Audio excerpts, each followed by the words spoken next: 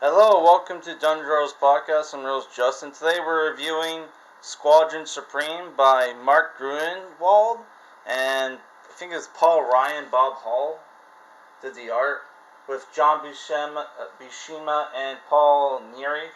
So this trade collects issues 1 through 12 of the Squadron Supreme limited series from 1985, and also collects an issue of Captain America, issue 314. It says that's from 1968, but that's not correct. I'm pretty sure. Yeah.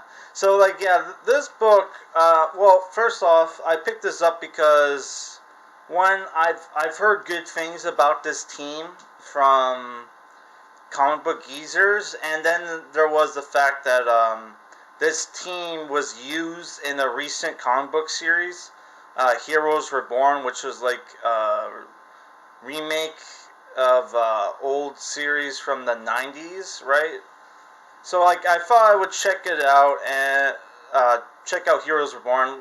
I thought the first issue was alright. I really do, though, like the look of the team of Squadron Supreme, right? And though, if it was kind of obvious, if the team had like a Justice League look kind of feel to it in the Heroes Reborn, it's even more so here. And this Squadron Supreme is obviously based off the Justice League. They even have a Green Arrow and Hawkman clone with a Black Canary clone as well. Which, see if I can see. There's Power Princess, who's like the Wonder Woman of the team, and that's Nighthawk with a very Batman-esque costume. Even the cape looks like Batman-esque, which I never thought of Nighthawk as a Batman clone until I read this book. I mean, there was similarities, right? So here you can see the first issue, right? So members of the team of Squadron Supreme is Hyperion, who's the Superman clone. There's Blue Eagle, who's the Hawkman, though he changes his names. There's Dr. Spectrum, who's not a real doctor, I don't think, who is the Green Lantern of the team. There's Nuke, Lady Lark, who's the Black Canary, Whizzer, who's like the Flash. There's Golden Archer, who is like the Green Arrow clone, but he's like British or something. And there's, I forget his name, Amphibian, who's like the Aquaman. And there's Arcana, who's obviously based off Satana.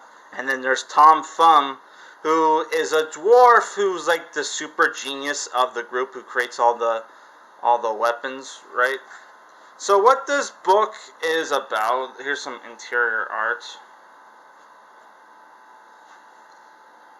What this book is about is basically in this alternate world of the Marvel Universe, where the Squadron Supreme is basically the only superhero team in the world, or at least in America.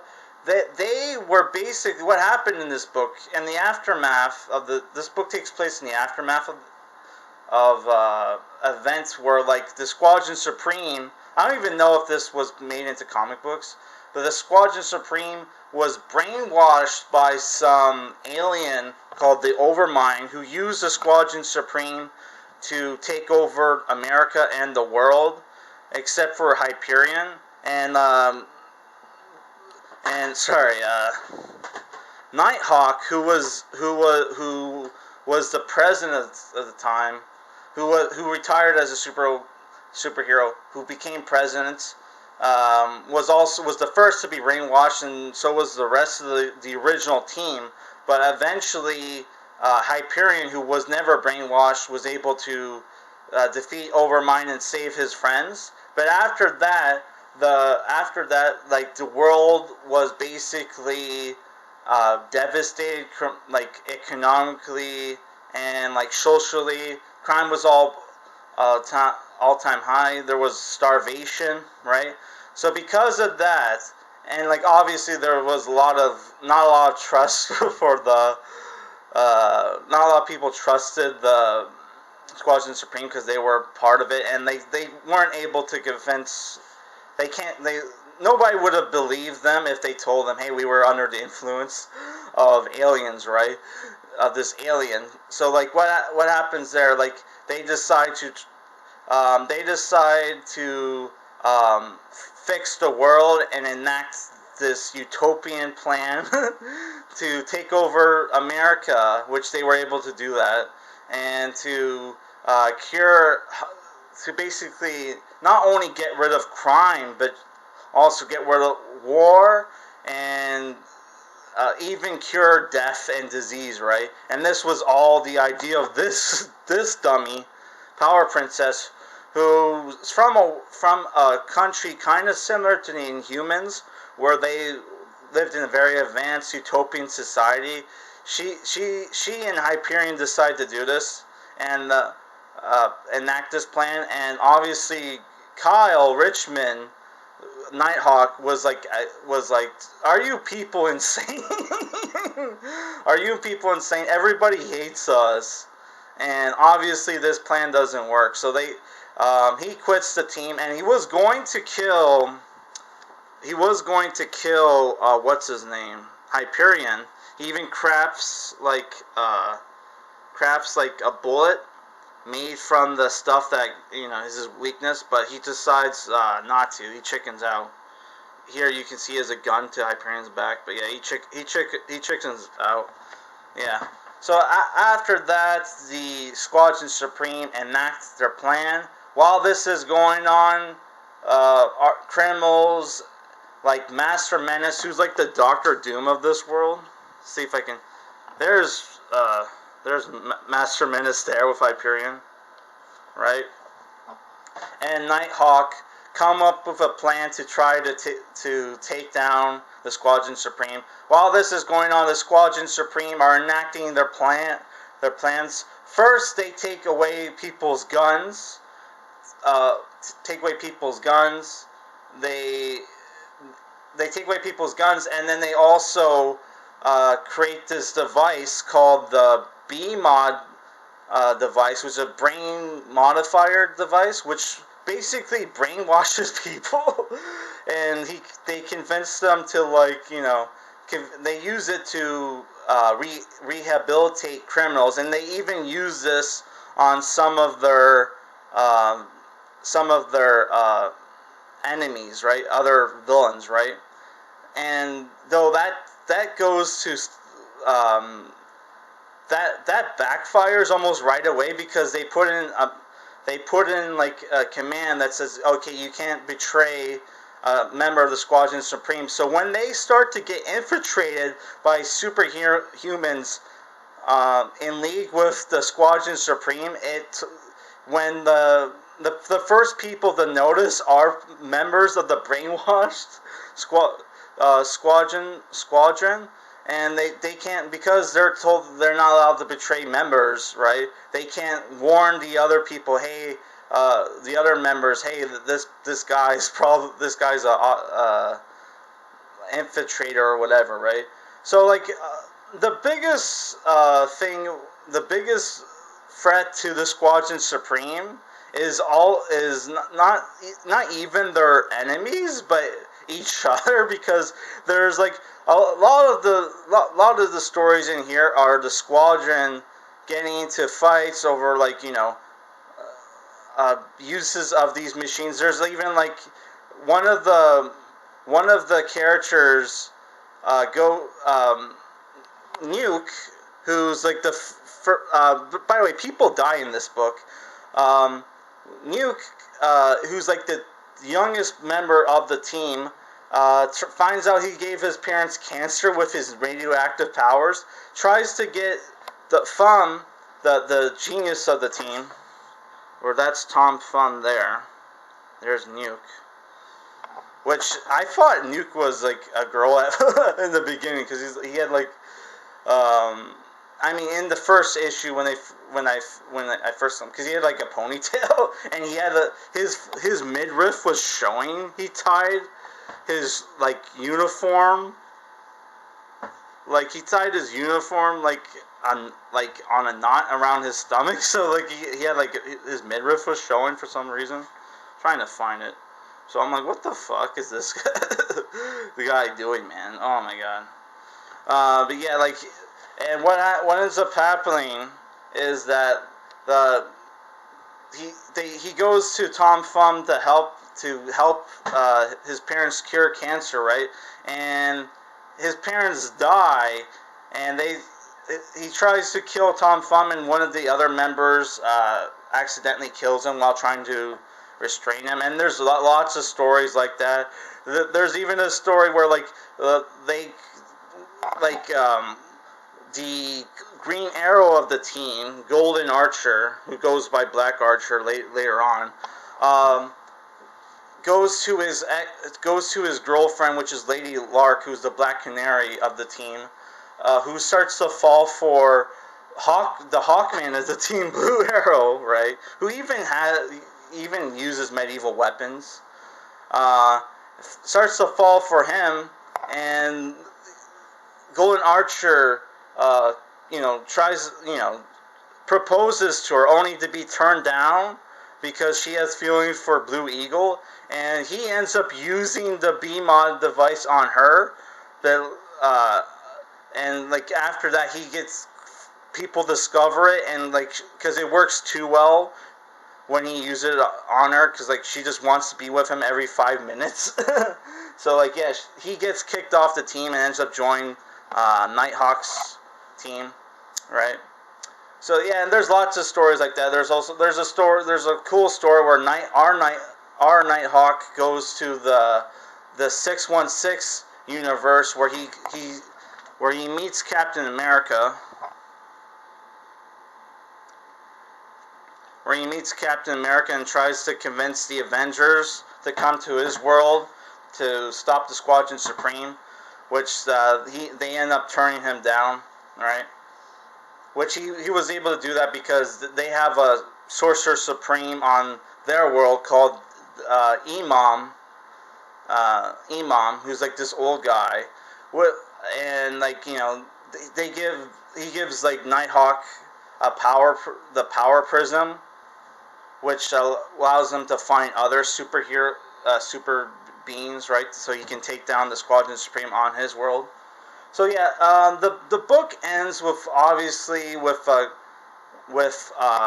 epic battle between with the Squadron Supreme and Nighthawk's forces, where it gets pretty bloody, right? Where it gets pretty bloody, and like a lot of you get people die on both sides. I kind of hated the ending for this. Oh, the camera tilted. Yeah, I kind of hated the ending for this book because it kind of, I'm not gonna say who wins, but pretty much it pretty much ends on a sour note, which honestly, to me, I would have ended this book with certain people dying, who kind of, in my opinion, despite the fact they are great people, they are great heroes, they done some horrible shit that led to the deaths of a lot of people. So if it was me, I would have had those characters die and not some other characters, right? Yeah, but that's just, that's how it is, I guess. And, yeah, so the book, people might hate this book because there are some leftists, and there's like a left versus right thing going on here with obviously the superheroes are kind of left-leaning, trying to create this utopia society, and you have like the Nighthawk, who's like the Batman character, who's like right-wing, who's like, no, you can't like, utopian societies are impossible. You're just creating like weapons and tools that are just going to be misused by future generations. And then there's the fucking dumb shit where they're trying to they're trying to cure death. And there's also the problem with these characters. They create stuff, and like nobody thinks about the long-term consequences of like their devices and shit. One, if you cure death right, that would cause like, you know, overpopulation and shit. Because you're not just gonna have people just stop making babies, right? It's just so that was dumb. And then there's the fact that they created the brainwashing machine. What's to stop villains from getting their hands on that and then using it on other people, right? On you guys, which that backfired right away. And then there's the fact where the spoiler alert, the Tom Thumb character dies of cancer, ironically, and like he's like the only super genius on the team, right? They probably should have ended their utopian thing then and there, because like you have no other like technical geniuses except for the ape girl, Ape X, or also known as Ape Cena, who's like a cyborg mutant ape, who's like who was a super villain who takes over as the technical genius, but like obviously she's not able to take she doesn't know how to cure diseases and stuff like that. She's just good with technical stuff, which there's also a cool story where they Master Menace, apparently there was an evil version of Hyperion that he took out from some dimensional prison, and the Hyperion clone or copy takes over. They imprisoned the real Hyperion. They imprisoned the real Hyperion, and then like the fake Hyperion takes over, falls in love with Power Princess, and you have this epic. The real Hyperion eventually breaks out, and you have this epic fight between the two Hyperions, where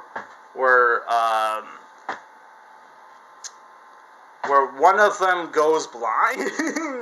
Sorry, the real Hyperion goes blind after the fight, after he defeats the fake Hyperion, which I thought that was a really cool, epic fight. And that fight was more brutal than any, like, you know, Superman comic where Superman fights an evil version of himself. So I thought that was cool. Things I really liked about this book was, you know, I liked the characters, I liked the art. I really liked the facial expression, the subtle facial expressions on the characters. I thought that was cool. Though the book has some problems where there's not a lot of fight scenes. The fight scenes are very far in between. Though the book is more, I thought, though it has like teenage level of philosophy and economics, political commentary, I thought it did a great job at the end, right? Where the book actually stands against, like, you know, at the end it does stand against, like, you know, like totalitarian, like, you know, like authoritarian, like practices, right? So so people might think that this book has like a left-wing tilt to like you know, the communist like utopian socialist, like, you know, dream, but like honestly they go back to reality at the end. Yeah, so like, yeah, I don't know, I really enjoyed this book. Some people might have some problems with it, but I don't know, I thought it was really good, and I'm giving it a 7.5 out of 10. Though I did have some problems. I didn't like the certain things at the end with the ending. I still thought it was a good book, and I would recommend it. Alright guys, peace. My next review is I'm going to review some issues of Wetworks, though I haven't figured out if I'm just going to review the first 3 issues, because I was thinking of reviewing this book 3 issues at a time, when I have the first 9 issues in here, so like I think it would be better just to review them 3 issues at a time. But like I don't know, would people like? Would there be like lower views on the other 2 videos if I do them in 3 like a 3 video series where I review the first 9 issues? I haven't decided yet exactly what I'm going to do there, but we'll see when I start reading